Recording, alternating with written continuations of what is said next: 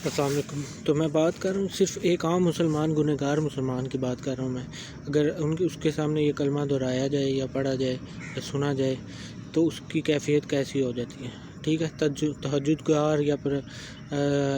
گزار یا پرہیزگار مسلمان کی بات نہیں کر رہا، یا اللہ کے ولی کی بات نہیں کر رہا میں، ٹھیک ہے۔ ان کے کیفیات کیا ہوتی ہیں وہ تو ہم تصور بھی نہیں کر سکتے، ٹھیک ہے۔ یہ صرف آپ کو ایک بات آپ کو سمجھانے کی وجہ سے بیان کر رہا ہوں۔ اب سوچیں، یہ کلمہ نہ تو آپ کو ہندو بننے دے گا، نہ آپ کو عیسائی بننے دے گا، نہ آپ کو یہودی بننے دے گا۔ کوئی ایک مسلمان آپ کی نظروں میں ایسا ہو جس کو اگر آپ نے یا جس کو اگر رب نے اسٹیمپ نہ کر دیا ہو، مردود خارجی، یا اس کلمے سے جو ہے پلٹ جائے، جو جس کو اسٹیمپ کیا ہو رب نے، ٹھیک ہے۔ چاہے کسی کی گردن اتار دیں یا ظلم و جبر کر لیں، کلمہ سے وہ نہ مکرتا ہے نہ بھاگے گا۔ بے شک ایک بچہ ہو، جوان ہو، بوڑھا ہو، عورت ہو، لڑکی ہو، ہرگز ممکن نہیں ہے، ٹھیک ہے۔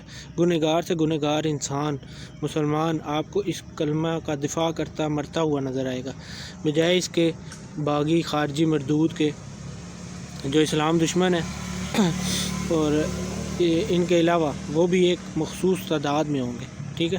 اب یہ کلمہ صرف وراثتاً آپ کے حصے میں تقدیر نصیب سے آیا ہے، ٹھیک ہے، آپ کی اپنی مرضی سے بالکل نہیں آیا، ٹھیک ہے۔ اب جو چیز وراثتاً ملی ہے، عقیدہ، صرف اس کی برکت کی انتہا یہ ہے کہ ساری زندگی قبر تک بھی اسے اگر دہرایا پڑھا نہ جائے تو یہ حیران کن برکات سے لیس آپ کو بیٹھکنے نہ جو نہیں دیتا، ٹھیک ہے۔ کوئی غیر اسلامی عمل سے جو ہے روکے رکھتا ہے آپ کو، ٹھیک ہے۔ تصور کریں اس کلمہ کو، اس میں موجود الفاظ، نام، جن عظیم ہستیوں کا جو نام ہے ان الفاظ میں شامل ہے، ٹھیک ہے، اللہ اور محمد رسول اللہ صلی اللہ علیہ وسلم۔ ان کو فطرتاً، عملاً، پریکٹس سے انسان جو ہے سنت نبوی صلی اللہ علیہ وسلم کو زندگی میں شامل کر لیا جائے یا شامل کر لے، اور ٹھیک ایک بندہ مومن بن کر جو ہے زندگی گزارنے کی کوشش کی جائے، تو اس کے اثرات ہماری زندگیوں میں کیسے ہوں گے؟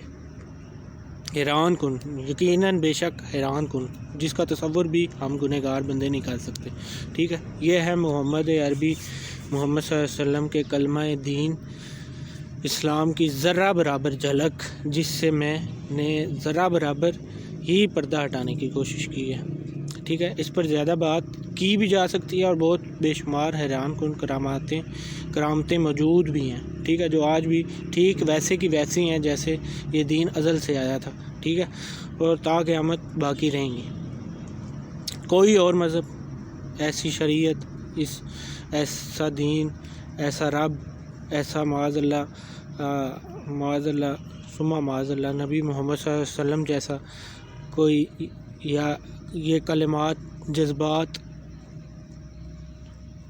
میں نکل جاتے ہیں، تو حالانکہ میں واقف ہوں شیطانیت کنڈوں سے کہ وہ میرے ان الفاظ کو یہ بات کو کون سا رخ یا نظریہ دیں گے، لیکن بعض ٹائم محبت و عشق کی کیفیت میں ہو جایا کرتا ہے، ٹھیک ہے۔ ایسا احتیاط جو ایسی ہر حال میں لازمی ہے، اس زمانے، دور یا ٹیکنالوجی اور فتنہ سے بچنے کے لیے، چونکہ میرا مقصد دین کی حق سچ بات اور محمد صلی اللہ علیہ وسلم کے سپاہیوں کا دفاع کرنا ہے، اور علماء کرام کا دین حق بیان کرنے والوں کی ترجمانی کرنا، اور اس دین کو اس ماڈرن اور بھٹکے زمانے میں جو ہے مدد جو میری استطاعت اور علم اور ہمت کے مطابق ہے وہ حق ادا کرنے کی کوشش کر رہا ہوں، ٹھیک ہے۔ اس لیے گھبراتا یا ڈرتا نہیں، ٹھیک ہے، تو اور نہ ہی مجھے ڈر ہے، ٹھیک ہے، اور اپنے دین کے علماء سے، عالموں سے یا مجددوں سے اور مبلغوں مقرروں سے محبت ہے، ٹھیک ہے، جن سے میں نے یہ دین سیکھا ہے اور سیکھ رہا ہوں۔ تو اپنے استادوں اور رہنماؤں کی ترجمانی اور حوصلہ افزائی میں ڈر اور شرمندگی کیسی ہو سکتی ہے؟ بلکہ میں تو فخر محسوس کرتا ہوں کہ رب تعالیٰ نے محمد صلی اللہ علیہ وسلم نے اس خدمت کا ذوق بخشا ہے مجھے، ورنہ اس قابل تو ہرگز نہ تھا میں، ٹھیک ہے۔ بس وہ بابا جی بھی کہا کرتے تھے کہ اللہ اور محمد صلی اللہ علیہ وسلم سے اتنی محبت اور عشق اس دنیا میں زندگی میں ضرور کر کے جانا کہ قبر میں جب سوال پوچھا جائے تو خود محمد صلی اللہ علیہ وسلم کہہ دیں جانے دو یہ ہمارا اپنا ہے، ٹھیک ہے۔ تو اب فکر اور محنت عملاً ہمیں کرنی پڑے گی اگر ہم اپنا شمار ان اپنوں میں چاہتے ہیں، وگرنہ لگے رہیں جہاں جو لگا ہے۔ ویسے بھی کچھ احمق علم والے یا جاہل لوگ کہتے ہیں دین پہ بحث یا مباحثہ مت کیا کرو، ٹھیک ہے، دین پر بات نہیں کرنی چاہیے۔ وجہ اللہ کے بندوں جب دین یا دین کی بارے میں بحث نہ کریں گے تو سیکھیں گے کیسے اور سمجھیں گے کیسے، ٹھیک ہے۔ کسی چیز کے بارے میں آپ ذکر ہی نہیں کریں گے، بات ہی نہیں کریں گے، بحث ہی نہیں کریں گے تو وہ سیکھیں گے کیسے؟ مجھے یہ طریقہ سمجھائیں، ٹھیک ہے۔ تو الو کو پٹھوں کو سمجھ بھی نہیں آتی، حیا بھی نہیں کرتے یہ۔ اگر بات کرنے کا ڈھنگ یا ہمت یا دین پر بات کرنے کی تم میں یا تمیز نہیں ہے تو ساتھ دین کو مت جوڑو، یہ کہہ دو کہ ہمیں طریقہ نہیں آتا، ہمارا علم دین کے بارے میں اتنا نہیں ہے، ٹھیک ہے، یا ہمیں تمیز نہیں ہے کہ علمی اور دینی بات کیسے کرنی ہے۔ اپنا آپ چھپانے کے لیے، اپنی بدنامی چھپانے کے لیے دین کو جو ہے آگے لانا یا اس کے آگے روڑے اٹکانا، تو بے شرمو، اللہ جو ہے وہ سب جانتا ہے، اور وہ اپنے دین اور محمد صلی اللہ علیہ وسلم کے بارے میں، ان کی غیرت اور احترام کے بارے میں سب سے بڑا غیور ہے۔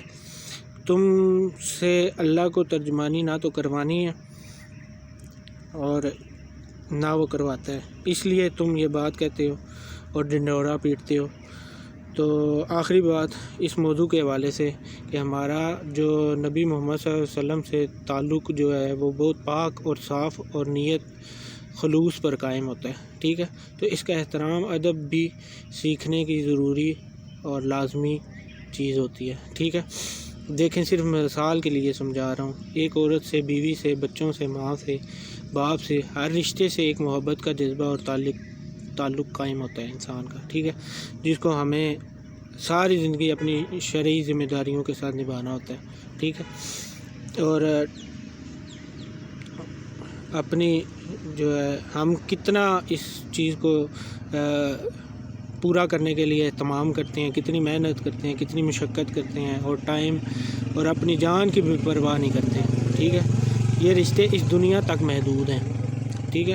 ہمیں اپنے اصل رشتوں، تعلق، محبت و عشق کو سمجھنا ہے، ٹھیک ہے۔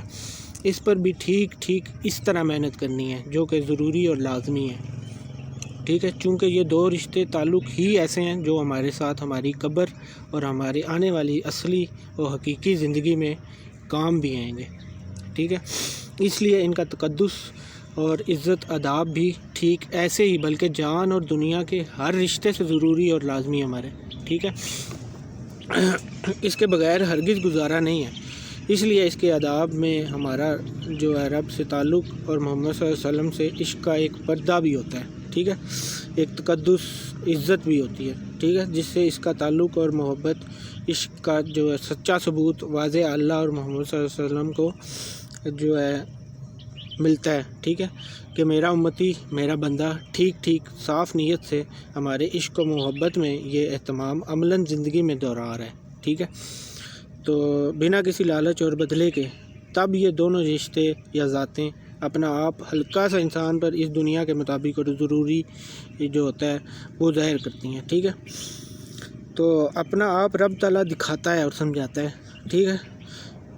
تو پھر رب کہتا ہے کہ آجا بندے اب پرواہ نہ کر، میں اللہ تیرے ساتھ ہوں اور کافی بھی ہوں، ٹھیک ہے۔ تو عبادت کا پردہ جہاں ضروری ہو وہاں لازمی کریں، ٹھیک ہے، ڈنڈورا مت پیٹیں۔ اگر نماز پڑھ رہے ہیں، قائم کر رہے ہیں، روزہ رکھ رہے ہیں، جس ذات کے لیے یہ عمل عبادت کا ہم کر رہے ہیں، جس ذات کے لیے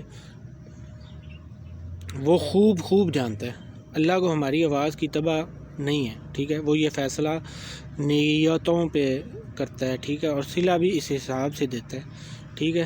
ہم جو ہے شور مت مچائیں، یہ ٹھیک آپ اپنے لیے کر رہے ہیں، ٹھیک ہے، اور اللہ سے محبت اور محمد صلی اللہ علیہ وسلم سے عشق میں ہو رہا ہے یہ سب، ٹھیک ہے. آگے نیکسٹ ویڈیو میں بات کرتا ہوں.